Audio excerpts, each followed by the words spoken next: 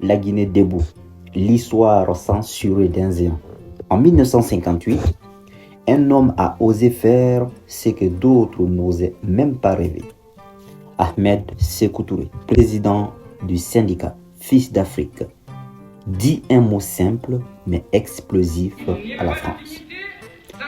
Non, nous préférons la liberté dans la pauvreté que la richesse dans l'esclavage. Ces jours-là, la Guinée devint le premier pays africain francophone à refuser la dépendance camouflée. Mais ces noms allaient coûter cher. La France, humiliée, a lancé une guerre silencieuse. Destruction des écoles, des archives, des ponts, des hôpitaux. Tout ce qui pouvait permettre à la Guinée de démarrer fut saboté. Mais Sékou Touré ne s'est pas arrêté. Il déclara: puisqu'ils partent avec leurs chaînes, nous construirons notre liberté.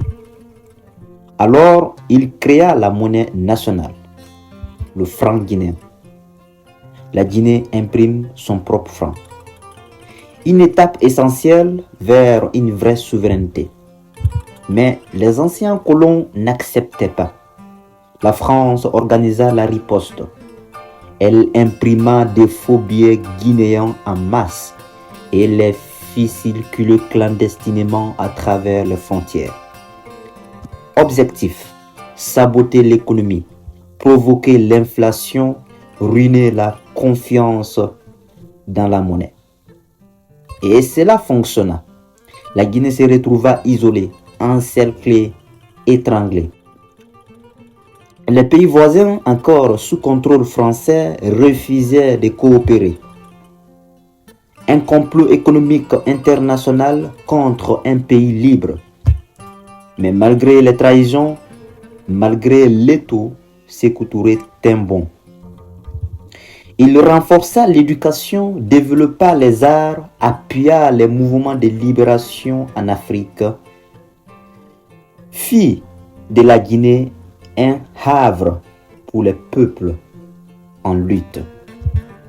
Ce que l'on ne t'apprend pas à l'école, c'est que l'indépendance réelle a un prix. Ce que Sékou Touré a payé, c'est ce que chaque peuple qui se libère doit affronter. L'isolement, le sabotage, la propagande, comme subit aujourd'hui nos guerriers de l'AIS. Mais il a aussi prouvé une chose essentielle. Un peuple conscient, uni et debout peut faire trembler un empire. Aujourd'hui, son combat continue. La dépendance a juste changé de nom. Dette, franc CFA, base militaire, élite corrompue. Mais l'appel reste le même. Se libérer mentalement, économiquement, politiquement, militairement. Ne dors pas sur cette histoire.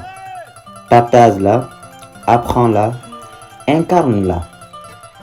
Parce que chaque génération a son combat. Merci.